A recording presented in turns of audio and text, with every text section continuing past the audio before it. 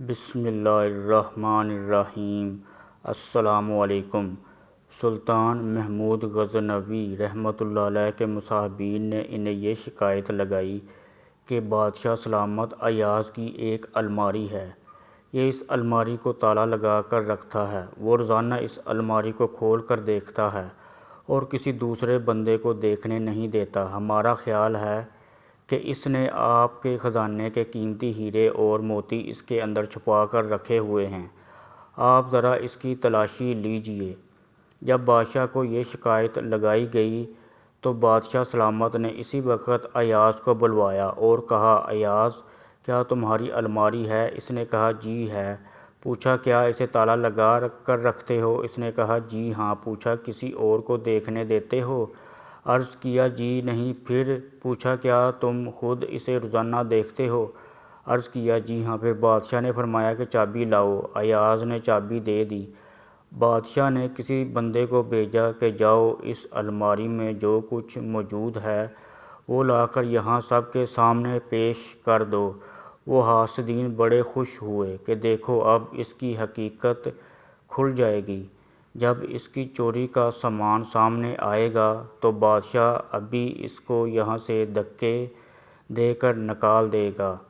اللہ کی شان کہ جب وہ بندہ واپس آیا تو اس نے آ کر بادشاہ کے سامنے 3 چیزیں رکھ دیں، ایک پرانا جوتا اور پرانا تہہ بند اور ایک پرانا کرتا۔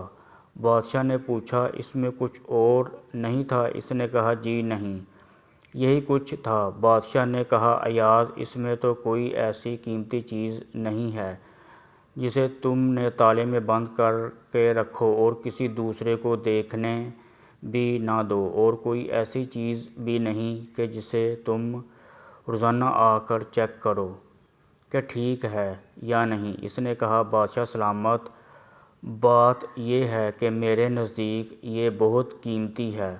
بادشاہ نے پوچھا بھئی وہ کیسے؟ اس نے کہا بادشاہ سلامت وہ اس لیے کہ جب میں آپ کے دربار میں پہلی مرتبہ آیا تھا تو یہ جوتے پہنے ہوئے تھے، یہ تہہ بند باندھا ہوا تھا اور کرتا پہنا ہوا تھا۔ میں نے ان تینوں چیزوں کو محفوظ کر لیا تھا۔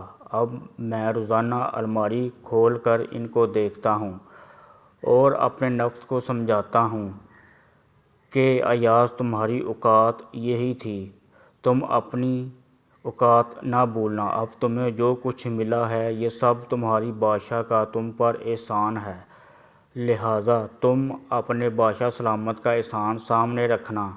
بادشاہ سلامت اس طرح مجھے اپنی اوقات یاد رہتی ہے کہ میں کیا تھا اور مجھے بادشاہ کے قرب نے کیا کیا عزتیں بخشیں۔ کاش ہماری بھی یہی کیفیت ہو جاتی کہ ہم اللہ رب العزت کی نعمتوں کا استحصال رکھتے اور اپنی اوقات کو یاد رکھتے۔ ہمیں تو ذرا سا کچھ مل جاتا ہے تو سب سے پہلے اپنی اوقات کو بھولتے ہیں۔